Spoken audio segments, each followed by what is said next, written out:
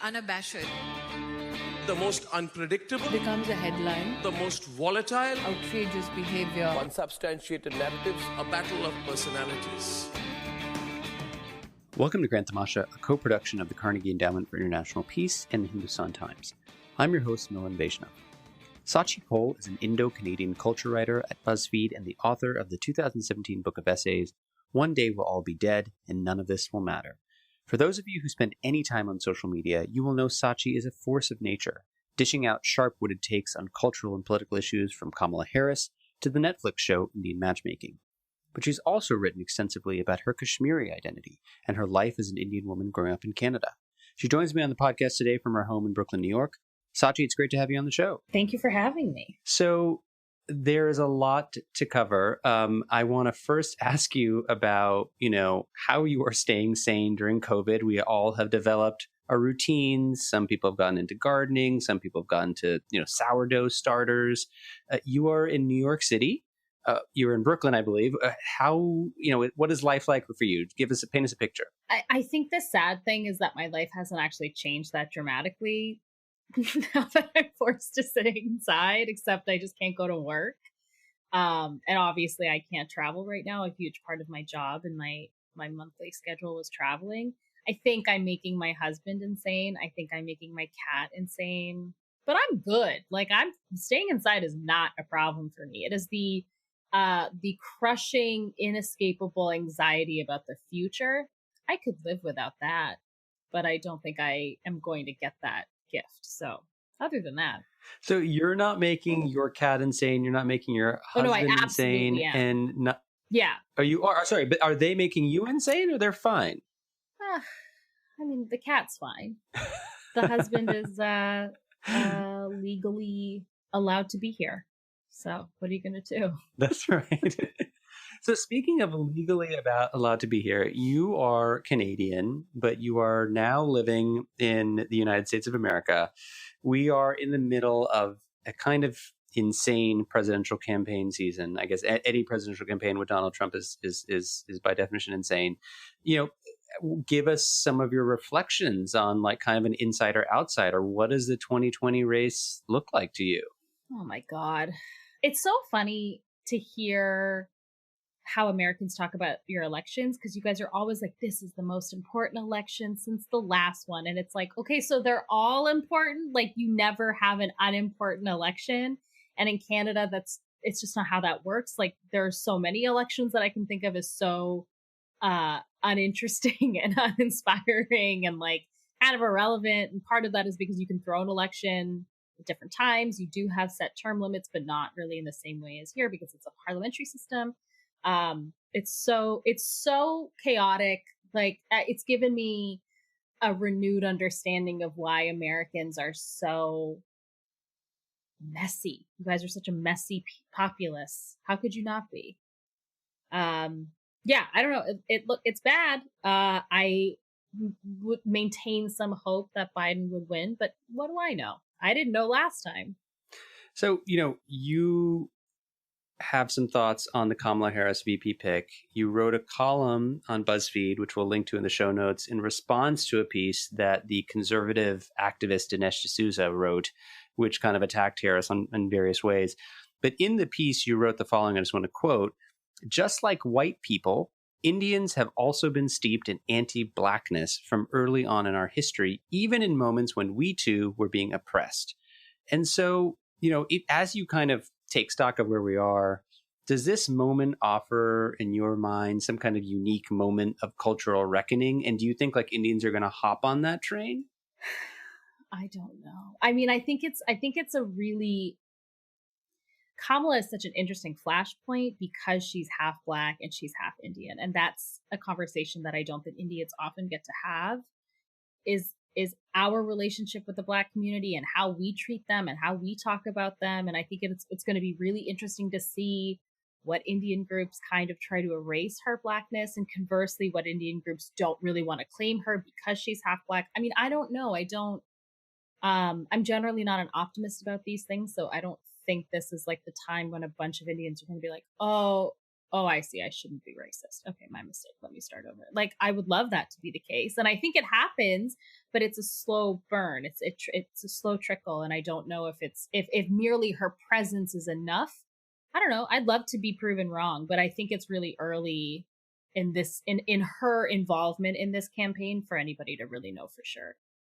But also like Dinesh D'Souza is an idiot. Like, he's a professional ding dong, and he is going on TV saying, oh, she's not actually Black because her family has lineage with slave owners, because he doesn't understand how slavery works. Or like, he's so profoundly stupid in ways that delight me. Like the idiocy of retweeting my article with a misquote. Well, my God, that's a treat. That's ice cream. That's dessert. I would like 10 bowls. Like, he's so dumb.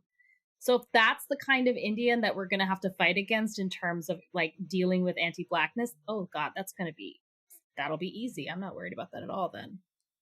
So, in America, we have this idea, I was going to call it a myth, but perhaps it's actually true that, people in Canada are just like us, but they're basically better in every way. So, you're nicer, you're more tolerant, your government has better policies, you're more humanitarian, more kind of rational. But in your book, you had this really interesting passage where you had the following to say kind of about your Canadian brethren. And you say kind of, while Canada purports to be multicultural, Toronto in particular, which is, I think, where you were living at the time, our inability to talk about race and its complexities actually means that our racism is arguably more insidious. So unpack that for us. I was not aware that Canadians have trouble talking about racial issues. Yeah. Oh my God. We're the worst. Like, Canadians aren't polite. We are passive aggressive. So if you start off from a point of thinking that you are already a little bit aggrieved, then it's really hard to have a conversation with anybody about that, because you're already sort of presenting yourself. And this is privileged white people who are coming off as aggrieved before anything has happened. You can't talk to them about anything. I cannot tell you the number of like well-meaning, nice white ladies who came up to me after my book came out and were like, I didn't know racism existed. And it's like, well, make one friend with someone who doesn't look like you and you'll figure it out. Because our comparison in Canada is the US, and the US is so loud and things are so bad here all the time, and you guys take up so much cultural space and so much attention, and you guys are always doing stuff, and when you do stuff, it's incredibly loud. Everything we do gets washed out. So I'm not that impressed by a country that purports to be tolerant only in comparison to another country that currently is violating multiple human rights. To me, that seems like a low bar. I don't really think that's interesting. I think, Toronto's having the same conversations that lots of big cities in the US are having about defunding the police, and about homelessness, and about how we treat the least privileged people in our neighborhoods. Do we go to those neighborhoods? None of those conversations aren't happening, but I think there's a different kind of resistance to having it, because they don't teach us the same sort of things that you guys get taught in school. Like, though there might be some arguments about how the conversation of slavery ends in public schools, you guys still get taught the fundamentals of what happened. And I think in Canada, they teach us a really watered down, really whitewashed version of that. And then we grow up and think that's just what the world is. So we're taught a version of like Indigenous history that sort of presents Indigenous people as like myths, like they don't exist anymore. We don't really talk about residential schooling. I'm not sure how much Americans know about residential schooling either. That stuff sort of doesn't get presented. And so you grow up in a place where you are conditioned to think everything's fine. We're doing great. Everything bad we did stopped in like 1870. Nothing has ever been bad since. But that's not true. So I want to kind of bring in the Indo-Canadian part of Scaachi into this. So, in your book, you are pretty self-reflective in many parts, but particularly when you kind of talk about your own brownness and how you kind of pushed against that up until kind of university, I guess it was. And then you sort of say, I moved to Toronto, I started to see a lot more brown people, and I became resentful because I wasn't one of them. I wasn't in their club. I didn't want to be in their club. Um, what is so I have a sense of what the Indian American experience as an Indian American. Obviously, it's not a monolith, but I have some insight into that. Tell us about your own Indo-Canadian upbringing, what that was like. Well, I mean, I grew up in a city that was pretty white, but we had a lot of family, and you grow up in a community, and every brown person is your auntie and uncle, and that's just how it is, and you don't ask questions about whether you're related or not.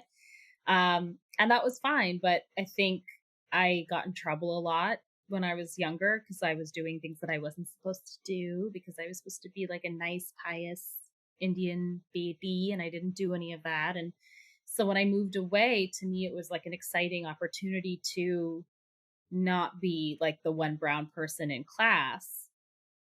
Then I became one of 6 brown people in class, so it didn't change that much.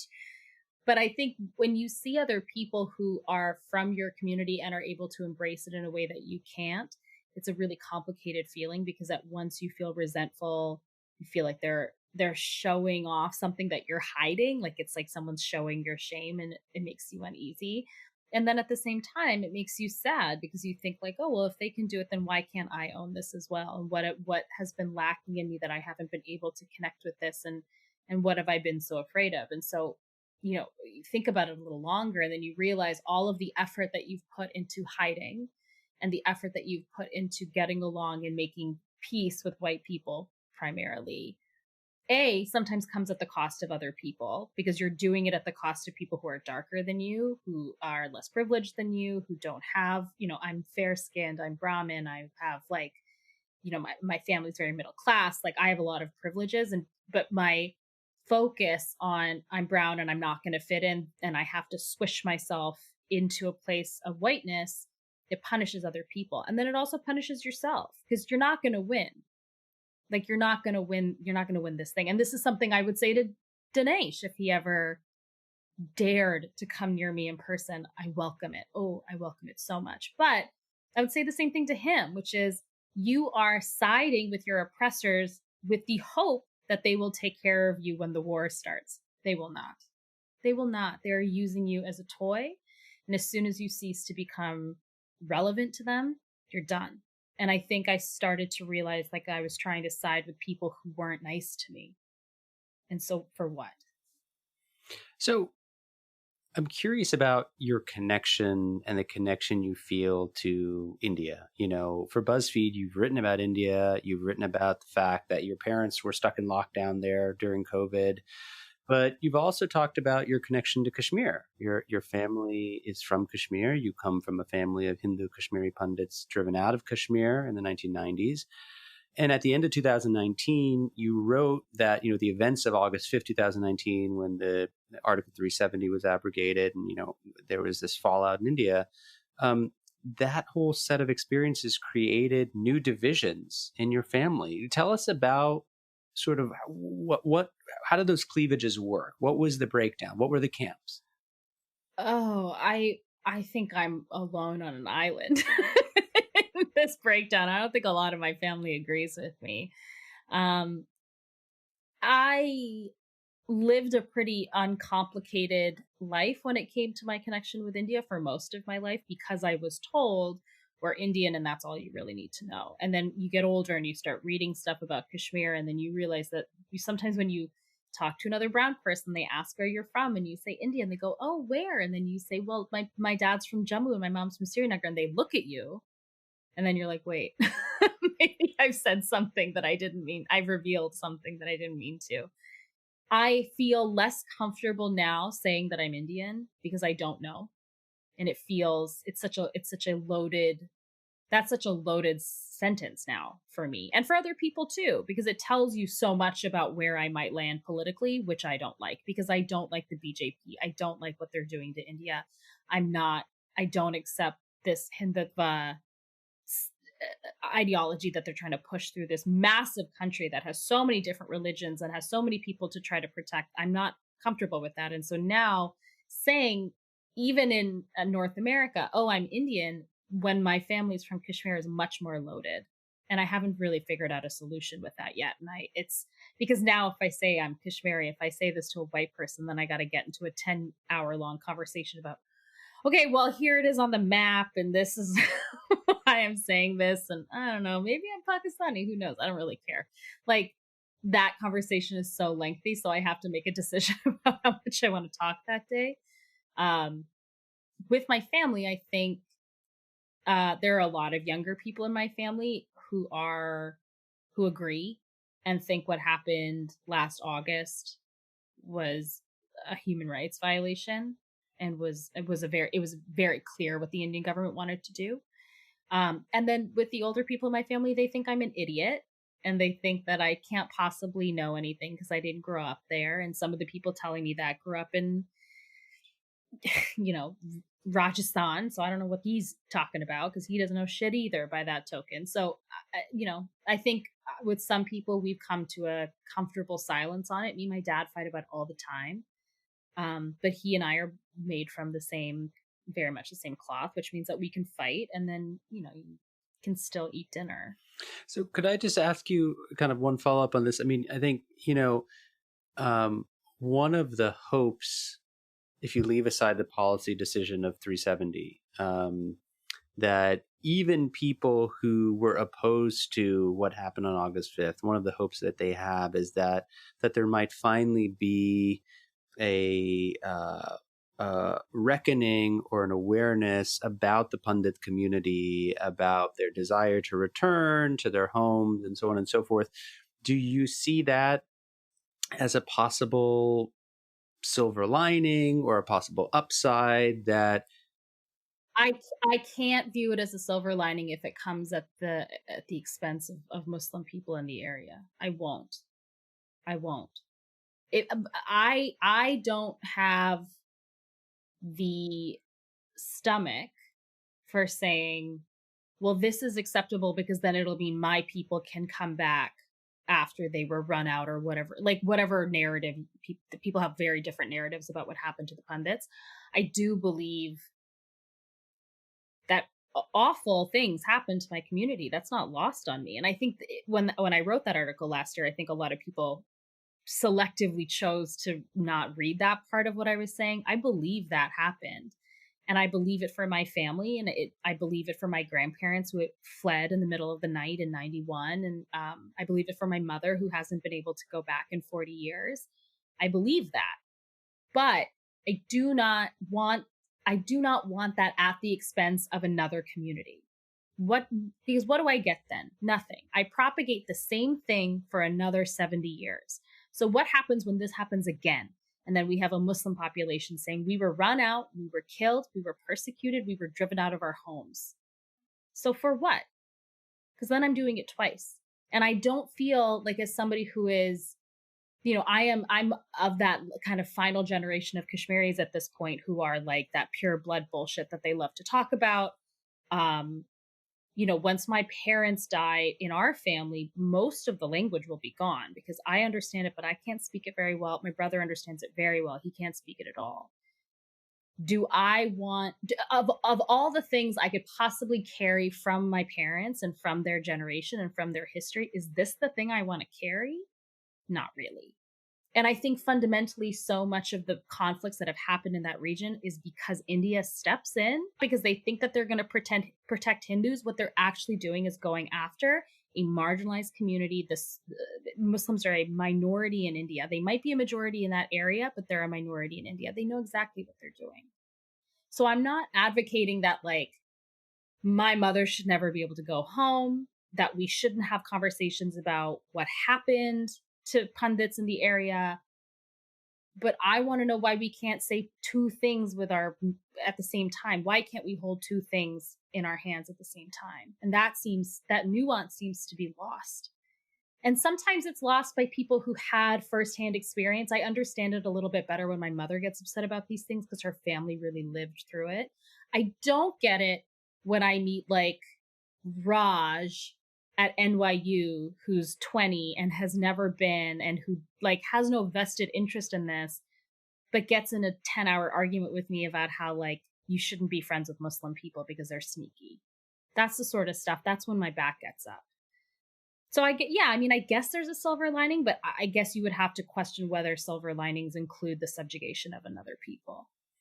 So, part of your career has been a kind of open embrace of social media, right? Again, it's something that you talk about in your column, something that you talk about in your book, Twitter in particular, where you say, you kind of got to pick a camp. You either got to succumb to the rules of the ruthless, Twitter gods, or you got to stay off of it completely. It's hard to kind of have a halfway. I think it's hard. It's hard to do. It's hard to do half, right? Either. You're either in or out, and you've clearly chosen the kind of former. And somebody who writes about India, you're well versed with, trolls and kind of the online vitriol and so on and so forth. How do you navigate that? And do you think it's different in India Twitter than what you get, say, when you write about Canada? So yeah. Oh yeah.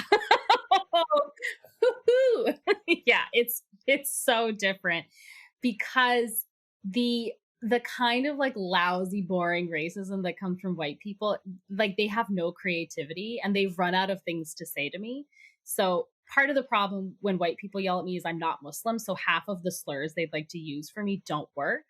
Like I don't wear a hijab and I'm not from like a country that scares them. Like India for white people is like, oh my God, India is so beautiful. I love elephants. Like they have like this kind of like sweet, like soft impression of India. They think of like Delhi and Mumbai and eating pani puri on the street. They don't think about like anything else. So their way of communicating to me is often offensive, but like it's boring. Like I've heard it. When Indians get mad at me, it is so personal and it is so complicated and really weird and kind of nuanced in a way. And like there's also a huge fight between like diaspora Indians and Indians in India. And there's a real fight between like, I find often diaspora Indians are much more conservative for some reason. And so they get really angry. But then there's the fight about if you're of the diaspora, you don't really understand the culture. You can't really have an opinion on anything. It's a mess. And there's always somebody, anytime I write about India, who sends me an email and accuses me of spelling my name wrong, as if I'm doing it to anglicize it. Like, is this what I would have picked for real? Like, if I wanted to make my name as palatable as possible to white people, you're telling me I would have picked a first name with a silent C and an extra A and a last name that is also not phonetic. That's my choice. Like I could have been Susan Smith Cole. And I picked Scaachi Koul. Got it. My mistake. Clearly I miscalculated. Yeah, I mean, it's way worse. But also I like, and it also, because it gets personal because they bring up my family and they like ask me questions about like, oh, your parents must be so disappointed in you. And it's like, well, of course they are. I'm a writer. Of course they're disappointed. Like they wanted a doctor. Like it just gets, they try to get into your skin. So that's a new one. But does it affect your kind of mental sanity, right? I mean, I feel like they're, at some point I think for that stuff I try to hear it a little more because when we talk about something like Kashmir there's so many emotions around it, and I don't want to be dismissive of people who lived through real atrocity and who have inherited trauma from their families. That's the problem with what's happening in Kashmir. This isn't a black and white issue. This isn't white people coming in and colonizing something and then that happened and then we know. Okay, we know. Great. The British are bad. The English are bad. The Americans are bad. We know that. That's easy. And while their influence is certainly felt now, especially in that area, what we're talking about now is different. And I am a part of the group of people that are being oppressors. And if I want white people to hear me when I tell them that they are also a part of oppression, then I have to hear it for myself. So when I get emails from people, I have to at least try to hear them out. The emails from Hindu pundits are much angrier because they think that I'm like selling out their cause. Maybe. Yeah, like I'm a traitor to the religion and to community, which is ridiculous. And I don't know if they completely understand that by refusing to accommodate different points of view, that they are pushing me out. Like if the whole point is that you want Kashmiris to feel connected to the community and you want them to feel connected to the language and you want them to stay connected to the area, this is not the way to do it. So I want to ask you about your dad. Okay. I would love to meet your dad at some point. He is a central character in your writing, in your humor, on your social media feed. For the uninitiated who don't know about Scaachi's world, tell them a bit about your father, and how does he feel about this kind of starring role he has in your very public life? My dad is 70. He came to Canada in, I believe it was 1978, I think. And he's been in Canada ever since. He is an absolute egomaniac and a nightmare, and he loves attention. So he's having a great time. I think in some other version of the world, I think he wanted to be a journalist, and that just wasn't in the cards for somebody who was, he had at the time when he moved, he had a child, he had a wife, and he wanted to be in I think he wanted to be in the States, and then he ended up, this is like such the immigration story for so many Indians, where it's like, we wanted to move to like America, but we couldn't figure it out, so we went to Canada instead. So that's what he did, and he loves it. Oh, he like gobbles it up. Like yesterday he called me. He lists that I have a podcast and he's featured on it, and he will listen for his own parts and then call me and get mad that he's not in it enough. So that's currently the crisis we're dealing with. One of the things that I found the most hilarious about your book is the emails that you quote from your dad, where, just to give an example to our listeners, in one, you're about to come back from a trip, and he writes, "You're coming home tomorrow. Well, we have to find the good in everything, I suppose." So he has this kind of hilarious, dry humor. Does he actually talk like this? I mean, are these real emails that he sends you? Yeah. Yeah. How could I make this up? I would be pretty hard, and also, but I don't even have the kind time. of, I'm trying to sort of square this with your dad is no ordinary uncle. I mean, he clearly has he understands comedy on a different level. Yeah. I mean, he's a strange person because he's funny when he tries to be funny, but he's especially funny when he does not try to be funny. So he performs when he gets hurt. When he hurts himself, he gets very irate and animated, which is always funny to me. He's just like this. Like, he's just an exhausting, ridiculous person, and he hates everything, and also is delighted by hating things. So yeah, it's very much in his nature. You reflect on the fact that there's this great irony when you grow up. It's that you only really understand your parents kind of after you leave the house. And I'm wondering, how has your career as a writer, as an author, changed your relationship with your parents? I mean, has it in some ways allowed you to kind of understand them a little bit better now that you're kind of, culture writer for Buzzfeed, author of a New York Times notable book? I think it has forced me to spend more time to think about their motivations and where they came from. I think it's really easy when you're 16 and you're mad at your mom because she won't let you go to a party and get your tongue pierced by some guy named Kevin to flatten your parents out. And they just become these cartoon versions of parents, especially with Indian parents, because it's oh, my mother hits me with a spoon, blah, blah, blah. Ha ha ha. You don't really think about it. And then you're 25 and you're like, wait, that really hurt my feelings. I probably need to think about that a little more. So in some ways, yeah, it's made me understand them better. In others, I think it's forced really uncomfortable conversations with them. But some of my family members are completely immune to this. I mean, I don't write about my brother a lot because it's just not something, I don't think he enjoys this kind of meditative, contemplative writing about what does it all mean? I think he just wants me to leave him alone, which I do. And my dad also, there's certain things he just doesn't, he cannot accommodate. And like, I ended that book with him not speaking to me. And he didn't talk to me for a year. And nothing mattered. Nothing I worked on, no successes mattered. He was incredibly hard on me and really awful.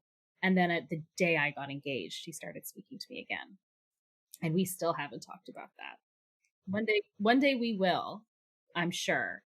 But it didn't matter. And then my book came out. He didn't read it because he knew it was just like a collection of stories that would upset him. And I was like, that's probably a good idea. I don't think you need to engage in these things that are just going to upset you. So, sometimes, it allows for open dialogue and an excuse to have the open dialogue. I mean, I did a This American Life segment last year, and I got to talk to my parents about, they didn't teach us any Kashmiri, they didn't teach us any Hindi, but they made us feel guilty about it for our whole lives. And so it gives you an excuse to sit down with a microphone and be like, tell me how you failed. Tell me how you failed me. Please list this could be like, your Netflix special, where right? I just basically ask them to be accountable. Conversations with your dad about, what happened that one year. Yeah, maybe. I mean, it's hard because it's like, that's exhausting. Like there's a reason why I don't write a lot of personal essays anymore unless it's really for a book. I save those things unless it's for a big project. I used to write them a lot, but you end up cannibalizing yourself. And this isn't to say that people who write personal essays every week, they maybe just have a capacity for it that I don't, but you eat little parts of yourself and you rip them off your body and you send them into the world and you hope that they survive. And that's exhausting. And to then drag your family into it too, and to go up to my dad and say like, hey, can I just get a piece of your bone and your sinew so I can make the story, and then spin it out into the world? You're asking it a huge favor.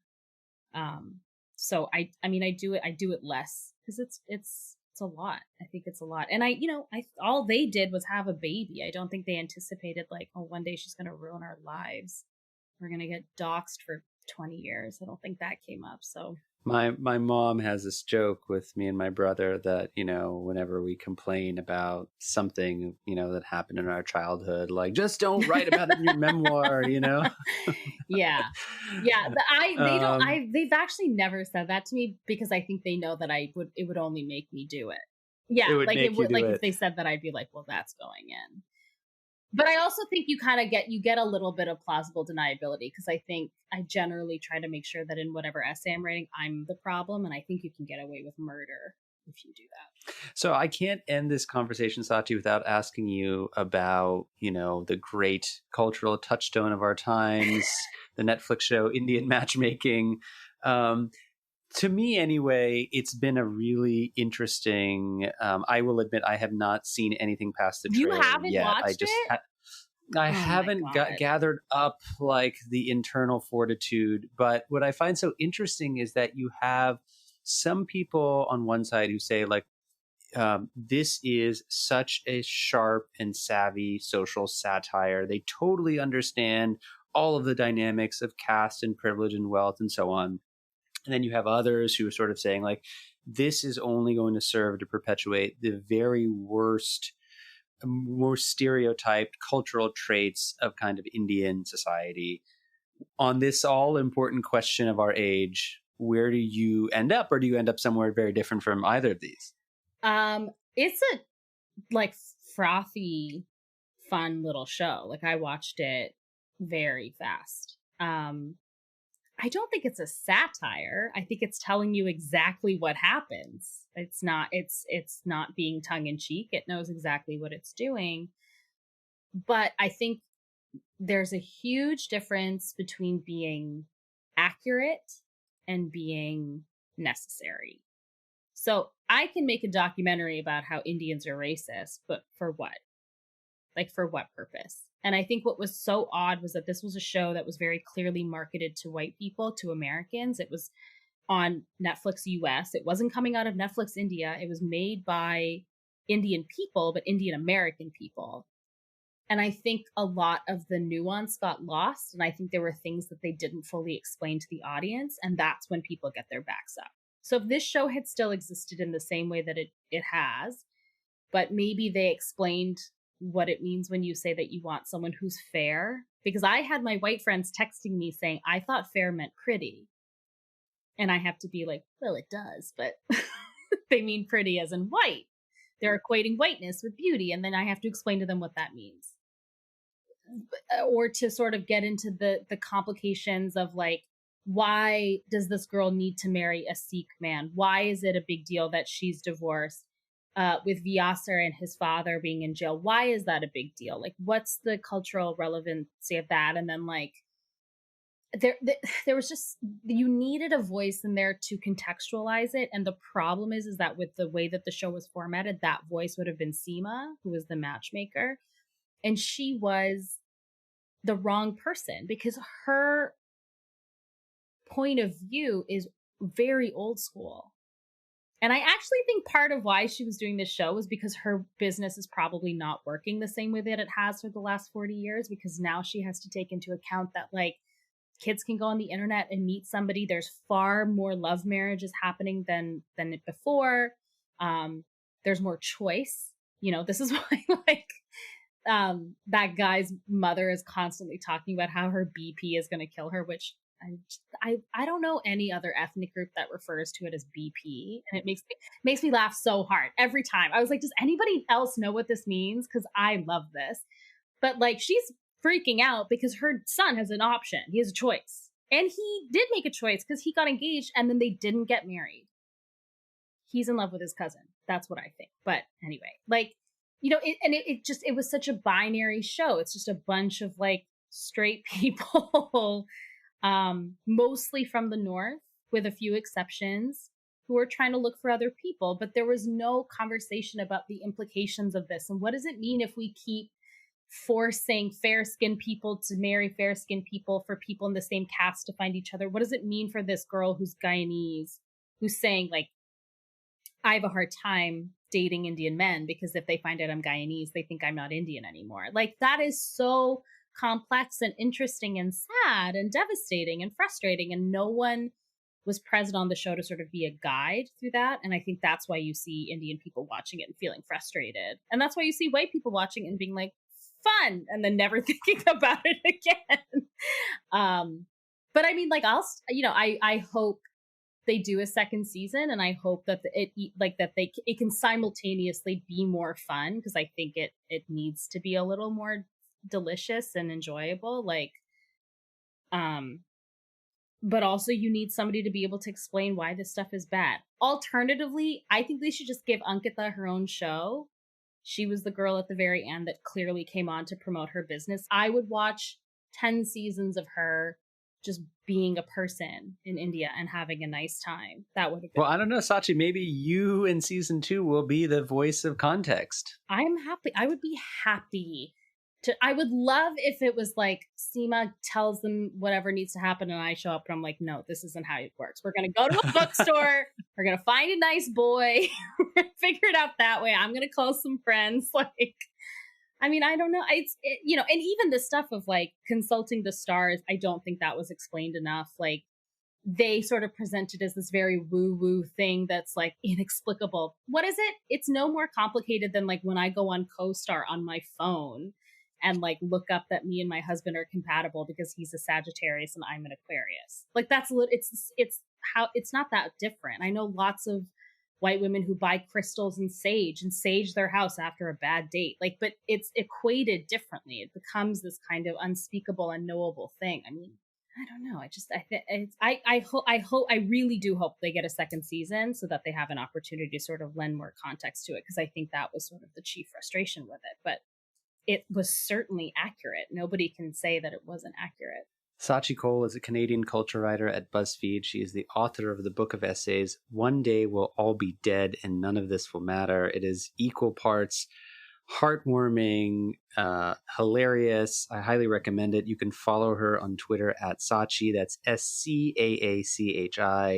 She has not yet changed her name to Susan Smith, although maybe that's something that will happen one day. Scaachi, thanks so much for coming on the show. I really enjoy your writing and loved the book. And I know there's a lot going on in everyone's lives right now, so thanks for taking the time. Thank you for having me. This was very fun.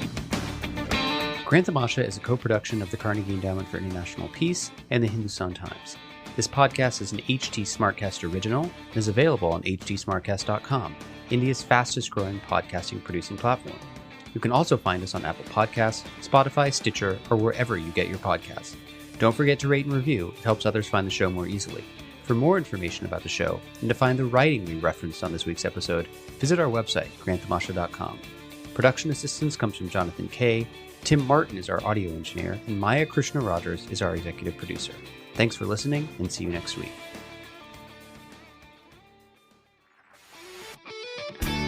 This was an HT Smartcast original. HT Smartcast.